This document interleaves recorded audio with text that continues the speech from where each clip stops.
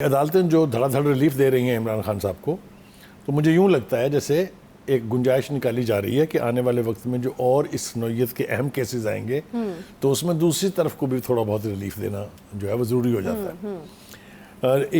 اور میرا اشارہ جو ہے وہ اسی واپسی کی طرف تھا جس کا آپ نے تذکرہ کیا ہے۔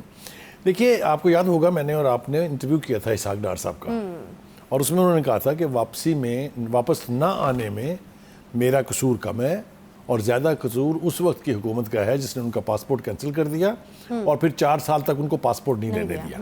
تو یہ ہمارے انٹرویو میں وہ واضح طور پہ بیان کر چکے ہیں۔ اب چونکہ عدالت کی طرف سے پہلا ریلیف گیا ہے ان کو کہ وہ جو دائمی وارنٹ تھا وہ معطل کر دیا گیا ہے، اور نیب کو اور باقی متعلقہ اداروں کو کہا گیا ہے کہ ان کو آپ نے 7 اکتوبر تک گرفتار نہیں کرنا۔ صحیح ہے۔ اس کے 2 مطلب ہیں۔ ایک مطلب تو یہ ہے کہ حضرت صاحب 7 اکتوبر سے پہلے آئیں گے۔ ٹھیک ہے، تو یہ تو اب ہمارے پاس ایک ٹائم لائن آ گئی ہے۔ لیکن جو اس کے اندر اور ایک خبر چھپی ہوئی ہے، ذرا اس کے پردہ بھی تھوڑا سا کھولتے ہیں۔ وہ یہ ہے کہ جب اسحاق ڈار صاحب تشریف لائیں گے تو پھر دوسرا پروسیس شروع ہوگا، وہ ہے نواز شریف کی واپسی کا۔ ٹھیک ہے، اس کے اوپر بھی ہم بات کریں گے، لیکن یہ پہلے تھوڑا سا اسحاق ڈار صاحب والی وضاحت کرنا بہت ضروری ہے۔ آپ نے کہا انہیں اہم یعنی وہ قلمدان جو ہے وہ سونپا جائے گا۔ یقینی طور پر وہ پاکستان کے وزیر خزانہ بنیں گے۔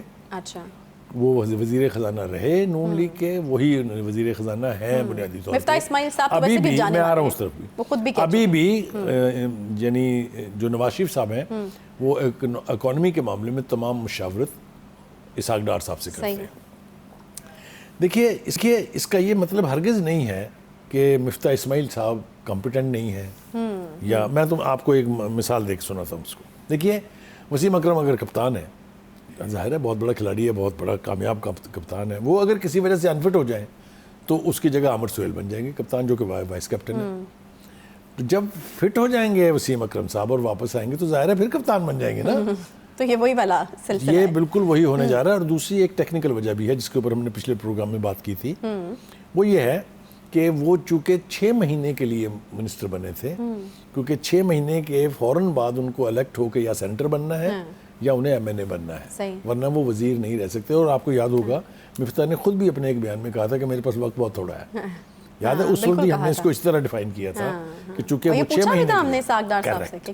تو ایک بات تو یہ ہے کہ وہ اگر واپس آ کے وزیر خزانہ بن جائیں گے تو اس میں کوئی حیرت انگیز بات نہیں ہے، لیکن جو حیرت انگیز بات ہے وہ میں آپ کو ساتھ شیئر کر لیتا ہوں۔ جو حیرت انگیز بات ہے وہ یہ ہے کہ ہماری اطلاعات یہ کہہ رہی ہیں کہ وہ وزیر خزانہ ہونے کے ساتھ ساتھ نائب وزیر اعظم بھی ہوں گے۔ اچھا، تو اس کی بخاری صاحب ضرورت کیوں پیش آئی جبکہ ان کے بھائی شہباز شریف صاحب خود وزیر اعظم ہیں؟ جی میں عرض کرتا ہوں اس کی۔ اگر آپ کو یاد ہو، ابھی حال ہی میں جب پرائم منسٹر صاحب یونائٹڈ نیشن کے دورے پہ جا رہے تھے تو وہ رکے تھے برطانیہ میں، صحیح ہے، اور وہاں پر وہ اپنے بھائی سے ملے تھے۔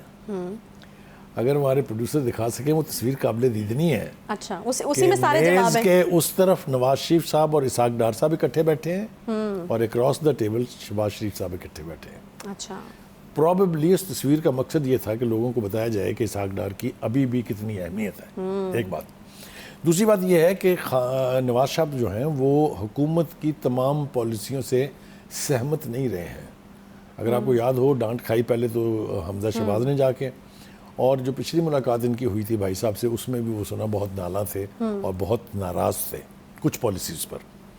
تو یہ میرے خیال سے نیچرل بات ہے کہ نواز شریف صاحب چاہیں گے کہ اس سے وہ نااہلی ان کی ختم ہو، وہ الیکشن لڑ کے پھر پرائم منسٹر بنے۔ وہ چاہیں گے کہ there should be somebody in the government at a key slot جہاں وہ ان کی مرضی کی پالیسیوں کی امپلیمنٹیشن کو یقینی بنا سکے۔ میں یہ بالکل نہیں کہہ رہا ہوں کہ شہباز شریف صاحب ان کی نافرمانی کرتے ہیں یا ان کی بات مانتے نہیں، لیکن اعتماد کا فقدان اس کو کہتے ہیں مانیٹرنگ۔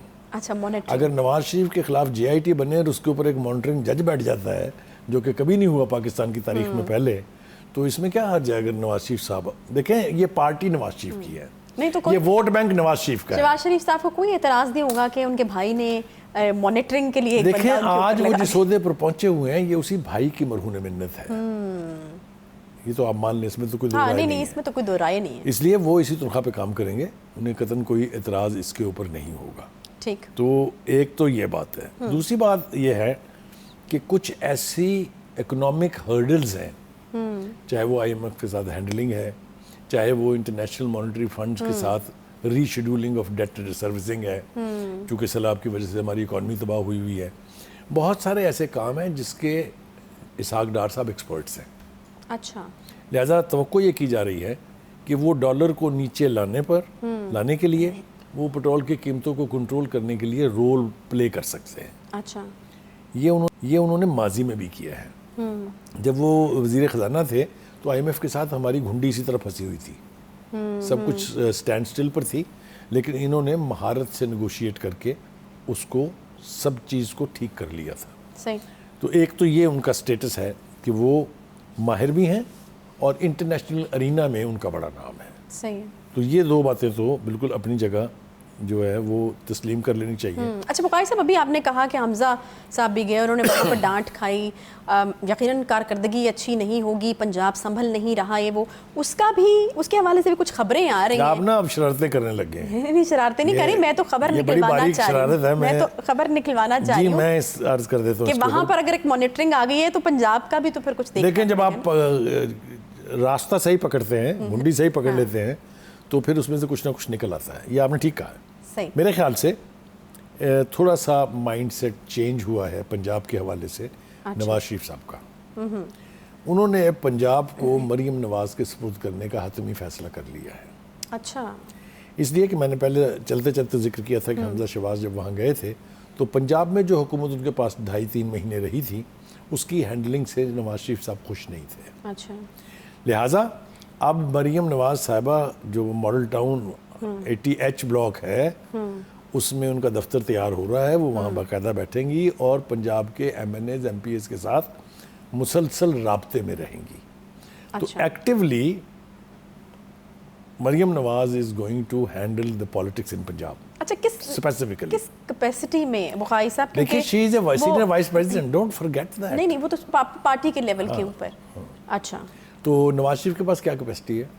اچھا. یہ وہی والی کیپیسٹی ہے. نہیں مطلب یہ دیکھیں نا، پارٹی کی لیڈرشپ جو ہے نا وہ 4 لوگوں کے ہاتھ میں ہے. Nawaz Sharif on the top, Shehbaz Sharif, Maryam Nawaz and Hamza. Family کے یہی 4 لوگ ایکٹیولی پالیٹکس میں انوالو ہیں اس وقت. مریم چونکہ کراؤڈ پلر ہے، مریم کا چونکہ ایک امیج ہے سیاسی ابھی، چونکہ she is not tested as a leader in power. تو میرے خیال سے جو توقعات ہے نواز شریف صاحب کی کہ پنجاب کو ری ایکٹیویٹ کیا جائے، جو کہ ان کا گڑھ کہا جاتا تھا، تسلیم کیا جاتا تھا. ان کے سیاسی دشمن بھی مانتے تھے کہ نہیں پنجاب میں نون لیگ جو ہے، اور یہ بھی تسلیم کر لینا چاہیے کہ یہ صورتحال برقرار نہیں ہے.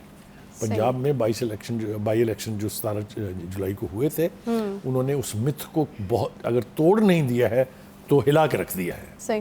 تو اس کو ری گین کرنے کے لیے بھی میرے خیال سے دوبارہ سے کوششیں کرنی پڑیں گی، اور اس کے لیے I think personally Maryam Nawaz is the best. دیکھیے گزارش یہ ہے کہ ابھی کوئی جرم اسحاق ڈار کے خلاف ثابت نہیں ہے.